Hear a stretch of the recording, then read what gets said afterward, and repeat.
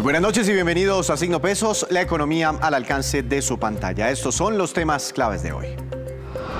Aumento del crédito para los jóvenes. Un estudio de Datacrédito revela que en el primer trimestre de este año hubo un considerable repunte en los préstamos bancarios desembolsados a jóvenes y también a las mujeres. Analizaremos los hallazgos de este informe con su autor, el profesor Santiago Rodríguez. Grandes avances en conectividad. Colombia ha dado un salto considerable en el acceso a las tecnologías como el Internet, no solo en áreas urbanas, sino también en las rurales. La ministra de las TIC, Carmen Ligia Valderrama, nos acompaña esta noche para hablar de este y otros temas muy importantes de su sector. Se mueven las inversiones. Una compañía extranjera trae capital fresco para una reconocida empresa colombiana dedicada a la producción de carne de cerdo. Todos los detalles en la movida empresarial con Juan Fernández.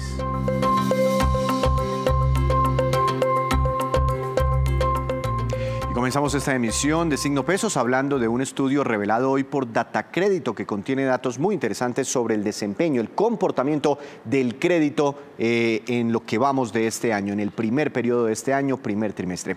Le quiero dar la bienvenida al profesor Santiago Rodríguez de la Universidad de los Andes y uno de los autores de este informe elaborado para Datacrédito. Profesor Rodríguez, buenas noches, bienvenido a Signo Pesos. ¿Cómo le ha ido? Gracias, Víctor. Muchas gracias por la invitación. ¿Sí es con corte a marzo de este año el informe? Correcto. Lo que tomamos fueron las operaciones que pasaron por Datacrédito Experian en el primer trimestre de este año, enero-marzo de este año, y lo comparamos contra enero-marzo del 2021. ¿¿Cuántos créditos se desembolsaron? ¿Son solo créditos bancarios o también créditos de otras entidades no bancarias? Importante mencionar que es el estudio sobre persona natural y incluye, además del sector financiero, el sector cooperativo, el sector real, que hay un sinnúmero de actividades ahí, y el sector de telecomunicaciones, básicamente con celulares. Entonces, sumado a todo eso, en el primer trimestre de este año, entre enero y marzo, se hicieron alrededor de 10.7 millones de operaciones para personas naturales. ¿Y eso es un crecimiento de cuánto? Ese crecimiento es del 35.6%, que es una cifra muy alta, teniendo en cuenta que estamos hablando del crecimiento anual. Del primer trimestre 2021 contra el primer trimestre 2022 es un crecimiento muy grande. Quiere decir que hay un buen acceso al crédito y las personas están solicitando o solicitaron crédito en este primer trimestre. ¿Eso por qué podría estar ocurriendo? Y no sé si ustedes tienen datos de las regiones del país donde más se está concentrando el crédito. Claro, entonces es importante tener claro que, digamos que las personas vienen consumiendo, inclusive si uno piensa en el crecimiento de la economía del primer trimestre de 8.5, parto estuvo jalonado por el consumo de los hogares y de alguna manera el crédito ayuda a ese consumo. Cuando miramos las regiones, la región que, digamos, concentra más crédito es Cundinamarca con alrededor del 32%, dado que está Bogotá ahí. Pero en general todas las regiones vienen creciendo de manera adecuada. Tal vez en ese trimestre, digamos con respecto al año anterior, en la región Caribe creció un poco más que las otras, pero se ve una cosa bastante homogénea. Bueno, ahora sí hablemos de los jóvenes. ¿Cómo ha evolucionado el crédito para los que apenas se están insertando en la vida laboral y ni siquiera de pronto para esas personas que están cumpliendo la mayoría de edad?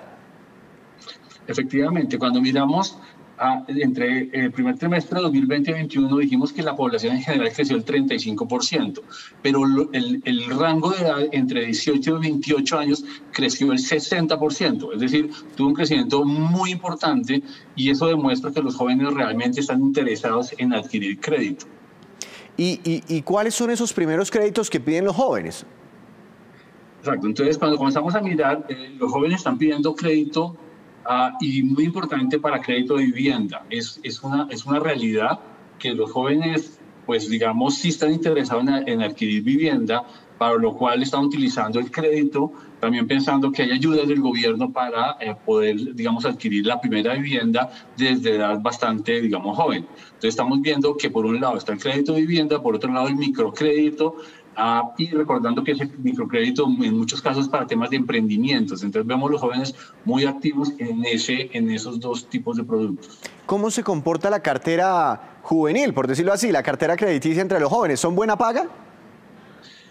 Digamos, en estos estudios lo que hacemos es mirar cómo está llegando el crédito en la población. Es decir, el primer contacto con el crédito, cómo está llegando el crédito, pero no tenemos, no tengo información del comportamiento de pago. Eso, digamos, esa información está en la superfinanciera, no lo tengo por rangos, pero cuando uno mira la superfinanciera, digamos, en el primer trimestre, con cierre de febrero, digamos que es el último dato, ha venido mejorando.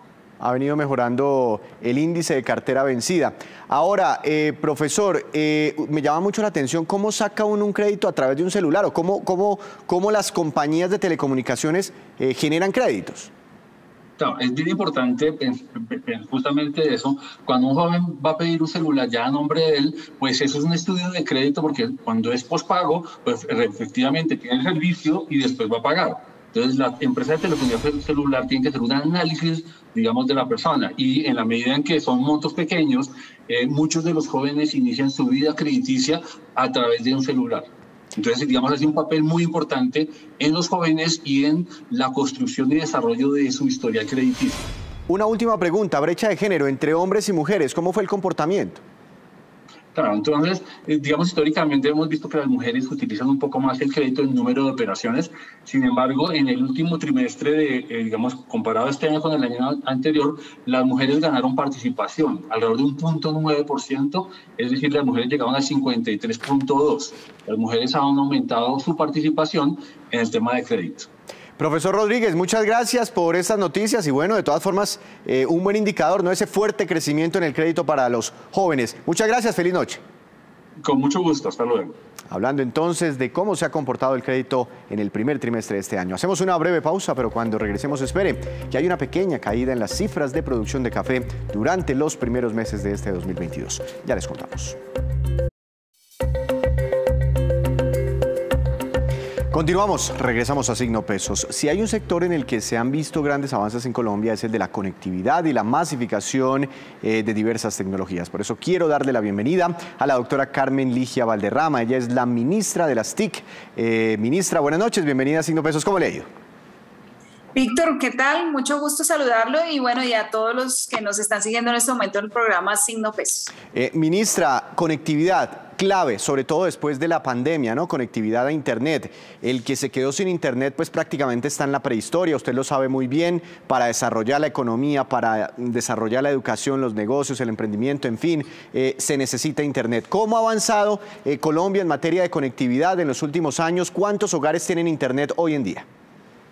Pues Víctor, en realidad vamos muy bien y yo creo que la pandemia fue una prueba de ello. Si no hubiéramos estado preparados, inclusive desde el 2018 no hubiéramos podido responder como ha respondido todo el país. Y acá hablo de los ciudadanos, de las empresas, del mismo gobierno. Nosotros desde el primer momento consolidamos una hoja de ruta que nos llevó a la ley de modernización del sector y con ello pues actualizamos muchos procesos que nos permite hoy por hoy tener unas cifras realmente importantes. Nos habíamos fijado, por ejemplo, en primer lugar, superar los 45 millones de conexiones de Internet en el país y en realidad a diciembre del 2021 ya tenemos más de 46 millones de conexiones entre las conexiones pues, fijas, domiciliares y las conexiones móviles. Eso demuestra que el país va por buen camino en materia de conectividad. Y también tengo que decirlo, son muchos los frentes que hemos trabajado para que la sumatoria de ellos nos lleve a tener una bastante mejor conectividad. Otra de las líneas que aplicamos para poder implementar la mejor conectividad fue la subasta del año 2019. En realidad en ella lo importante aquí para que nos entiendan quienes nos están viendo en este momento es que cuando nosotros salimos a la subasta incluimos 3.658 localidades que tenían que implementar comunicación en tecnología 4G. Eso hace que en la ruralidad esos 3.600 puntos pues estén garantizando que para el 2025 vamos a llegar a un 80% de conectividad rural en todo el territorio nacional. De manera que eso sumado a zonas digitales que también hemos procedido a implementar. Las zonas digitales son espacios donde nosotros ofrecemos Internet totalmente gratis en espacios comunes como las plazas de los municipios. Los parques. De hecho, no están solamente... Sí, por ejemplo, en los parques, no estamos solamente en las zonas totalmente urbanas, sino también en las rurales. Y todo esto suma para que sin lugar a duda estemos superando pues las metas que nosotros mismos nos habíamos impuesto en materia de conectividad. Hay otro indicador en el que inclusive clasifican a los países desarrollados y no tan desarrollados o en vía de desarrollo, y es la velocidad de conexión. ¿Colombia ha mejorado también? ¿Tenemos una mayor velocidad para conectarnos? Sí, señor, sí, señor. De hecho, en el año 2018 nosotros teníamos una conectividad que a hoy hemos subido en 10 puntos. Inclusive no hemos terminado los 4 años y ya hemos subido esos 10 puntos. Eso permite que sin lugar a duda haya una mayor eficiencia, mayor calidad en la conectividad que se está llevando a cabo en el país. Es un hecho que en materia de tecnología, tengo que decirlo, Víctor, nunca es suficiente, porque además la tecnología va en una permanente evolución, de manera que lo que tenemos que hacer como país es buscar siempre alcanzar ese punto máximo en el que esté la tecnología para que cada vez los servicios sean mejores, entre otras porque cada vez los colombianos, como todos los ciudadanos del mundo, están consumiendo más tecnología día a día. Cuando uno mira los promedios, ministra, pues sí, se ven grandes avances, pero cuando uno detalla por zonas, por regiones del país, encuentra enormes brechas. Por ejemplo, Bogotá muy bien conectada, con una muy buena velocidad, pero departamentos como el Chocó, como el Amazonas, todavía con muchas dificultades. ¿Qué hacer? ¿Qué hacer para mejorar en esos puntos donde tenemos debilidades? Pues mira, es una realidad que ahí hay desafíos realmente importantes, pero lo cierto es que nosotros no nos hemos quedado quietos. Y si vemos las cifras entre el año 2018 y lo que llevamos ahora, el avance ha sido realmente enorme, tanto en el Chocó como en los departamentos de difícil acceso, que además hay difícil acceso, entre otras cosas, por la naturaleza propia de la topografía colombiana, pero nosotros no podemos quedarnos quietos frente a ellos, sino buscar más alternativas que nos permita garantizar la conectividad. Uno de esos proyectos, por ejemplo, es el de centros digitales, donde estamos dejando más de 14.000 centros digitales ubicados en toda la ruralidad del país. Estos están ubicados todos en las zonas rurales, que es donde mayor desafío teníamos para poder implementarlo. Hoy ya es una realidad, por fortuna. Estamos hablando entonces de aplicación de esa conectividad por 10 años totalmente gratis en los 32 departamentos del país. Acá no hubo excepción, no hubo un departamento que se quedara por fuera, por el contrario, de manera que se está poco a poco respondiendo a esas necesidades para cubrir aún las zonas más difíciles en conectividad. La conectividad es equidad, Víctor, o sea, en la medida en que un niño de Chocó se pueda conectar igual que el niño de Bogotá, que el niño de Florencia, que el niño de Pasto o el niño de una zona rural del norte del país, ahí estamos logrando equidad y allá es donde estamos tendiendo y logrando pues cada vez cerrar más la brecha digital. ¿Vamos a tener en algún momento 5G? Claro que sí, Colombia de hecho ya tiene 5G y voy a compartirlo por qué. Nosotros no solamente llegamos para implementar la tecnología en su máxima expresión, y eso nos implicó ver cómo estaba 4G, que la verdad sí teníamos 4G en el 2018, pero faltaba implementarla de manera importante. Por eso es que hemos tenido que ahí generar unos esfuerzos importantes. Mira, solo en ruralidad en el 2018 teníamos solo 9.7% en materia de tecnología 4G. Vamos a quedar en el 2025 en un 80% en conectividad rural en 4G. Entonces, hecho esto, dejando marchar todo lo de 4G y consolidando 4G, 5G no la hemos descuidado. Lo primero que hicimos fue el gran diagnóstico en el país. Es un importante documento que ya quedó y que nos marcaba la ruta de los pasos a seguir. En adición, generamos un proyecto muy importante que hoy ya es una realidad, de los programas pilotos. En este momento tenemos 51 puntos de conectividad en 5G, que son los pilotos que tenemos en implementación. Son 10 departamentos. Ahí se están además implementando tecnologías en temas mineros, en temas de salud, en temas de educación. Los resultados vienen siendo muy exitosos y ello pues también nos permite recoger toda esa experiencia para saber en qué línea tiene que seguir la tecnología 5G. En adición, generamos todas las condiciones como un marco jurídico para que pueda realmente implementarse la tecnología 5G. Ya estamos a muy pocos días para reglamentar el último tema que nos quedaba pendiente, que tiene que ver con el decreto de topes, donde allí estamos liberando, dejando justamente clara la banda media alta dentro del espectro para que pueda fluir la tecnología 5G perfectamente. Y lo último, además, que hemos realizado es la consulta en materia 5G, que fue una consulta que publicamos justamente esta semana, en la que estamos dejando planteado cómo hemos venido evolucionando en el tema y cuáles son las inquietudes que se plantean para que haya unidad en todos esos criterios. Respondida esa consulta, pues queda además todo el documento claro y las bases pertinentes para que contestadas al 20 de junio, que es el límite que tenemos para el efecto, pues podamos dejar toda la conformación necesaria para seguir evolucionando en tecnología 5G. Entonces, pues dicho todo esto, sin lugar a duda, sí que vamos bien por tecnología 5G. Ojalá, ojalá, porque en Bogotá estamos muy bien conectados, pero uno sale por las carreteras y pierde la conexión o va a municipios intermedios y se baja la calidad del internet. Ministra, un tema espinoso, centros poblados. Ustedes acaban de firmar el contrato con el nuevo encargado de desarrollar este proyecto después de la polémica. En fin, será la ETB. ¿Cuándo se entregarán los primeros resultados? Efectivamente, Víctor, nosotros logramos después de la verdad, un trabajo realmente decidido y tengo que decirlo con complejísimas situaciones, resolver lo que pues tocó vivir, que ya todos conocemos, y con mucha diligencia logramos llegar a la adjudicación del contrato, a la unión temporal de ETB y Skynet, la unión temporal ETVNet y con ello, ConectivaNet, y con ello, efectivamente, suscrita el acta de inicio, ellos tienen 18 meses en total para entregar los más de 6.500 centros digitales que van a entregar. El primer grupo estaría siendo entregado a diciembre de este año y son algo más de 1.500 centros digitales. ¿Y los 70.000 millones de pesos? ¿Qué pasa con esa plata? ¿Sigue embolatada? ¿Se ha podido recuperar algo?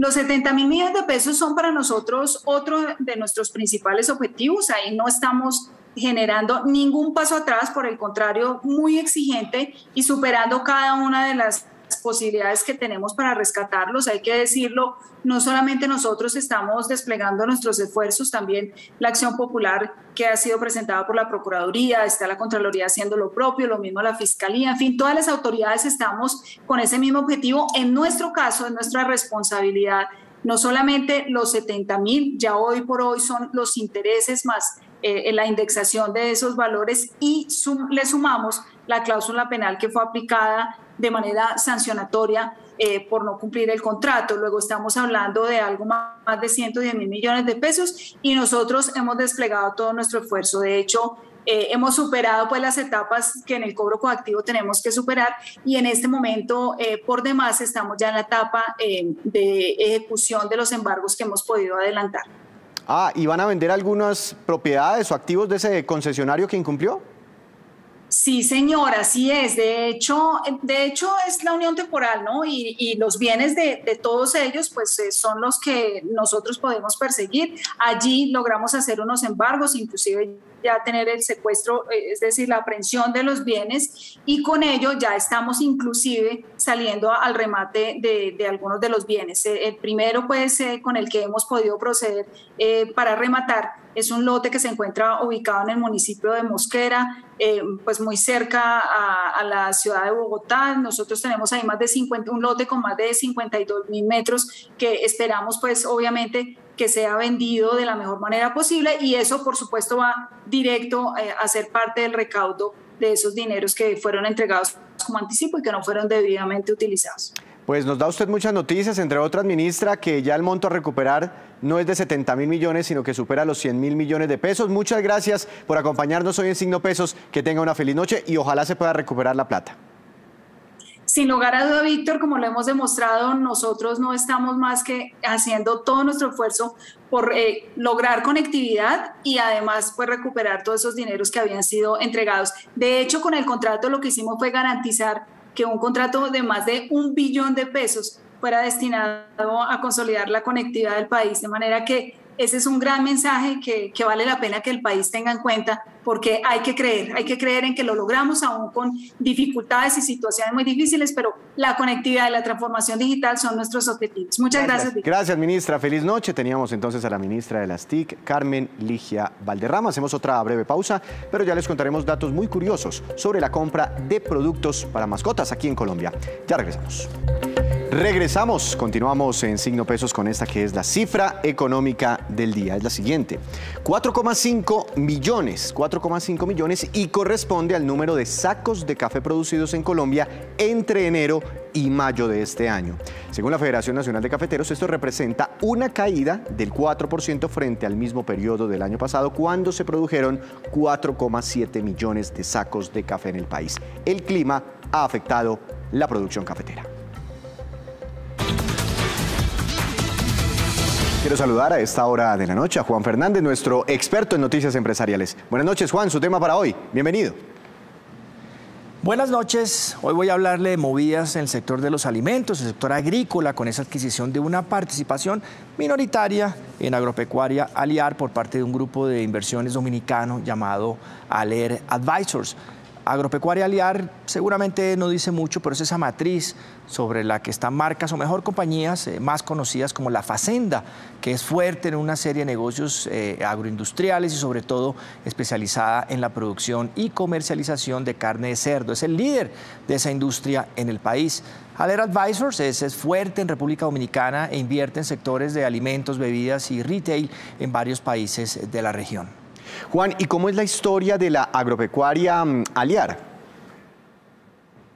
Mire, ese caso de Agropecuaria Aliar es interesante. Inició por allá en 2004 en la siembra de maíz y soya para producir alimento que sirviera para la cría de cerdos. A la cabeza está don Jaime Liévano y su grupo. Vende más de 500.000 millones de pesos al año. Puede tener 35.000 hectáreas sembradas entre maíz y soya. Eso en producción equivale a un promedio de 8 toneladas de maíz y poco más de 3 en soya. Para 2027 la empresa espera tener unos 110.000 hectáreas sembradas en el alquiler de tierras, 75.000 madres de cerdos y unos 2 millones de cerdos en el mercado. En esa industria de la porcicultura, La Facenda se ha hecho líder con un modelo integrado. Eso es producir, procesar y comercializar alimentos. Y en el caso de los cerdos, involucra la totalidad de la cadena alimentaria. Eso significa que va desde la adecuación de los suelos, el manejo de cultivos de maíz y soya, plantas de semillas, plantas de almacenamiento, secamiento y concentrados, producción de cerdos, también las plantas de sacrificio, después vienen embutidos, logística de transporte y también comercialización. Entonces, pues son estos negocios hoy desde el sector agrícola con esta adquisición sobre una participación pequeña, minoritaria, que hace un fondo dominicano en La Facenda. Juan, muchas gracias. Lo esperamos mañana con más movidas empresariales, porque ahora nos vamos con estos que son los indicadores económicos que ustedes siempre deben conocer antes de irse a dormir. Tasa representativa del mercado que regirá para mañana, 3.782 pesos con 65 centavos. El dólar cayó 8 pesos con 23 centavos. El petróleo de referencia Brent para nuestro país se está encareciendo bastante, llegando a los precios similares a cuando estalló la guerra en Ucrania. Hoy se ubicó por encima de los $123 por barril. El precio interno del café colombiano subió y quedó en promedio para mañana a 2.114.000 pesos por carga. El índice MSCI Colcap de la Bolsa de Valores de Colombia tuvo una caída de 1,66%.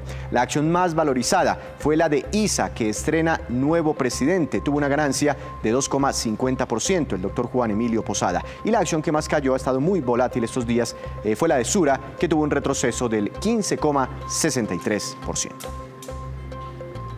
Antes de despedirnos, los quiero dejar con este dato. La compañía Linio, que es especializada en comercio electrónico, reveló estos datos muy interesantes. Durante este año, las compras de productos para mascotas han aumentado un 200% frente al año pasado. El 54% de las compras para mascotas son de productos específicos para perros. El 42% son artículos para gatos y el 4% para otro tipo de animales. Según estudios de Fenalco, 43% de los hogares colombianos tienen una mascota. Pero escuche este último dato muy curioso. Las mascotas ya no son solo perros y gatos, son la mayoría, sí, pero cada vez los hogares tienen más aves, peces, mini cerditos y mini caballos. Así terminamos por hoy, pero los esperamos mañana con una nueva emisión y con toda la información económica que usted necesita saber. Esto es Signo Pesos, la economía al alcance de su pantalla. Que tenga una feliz noche.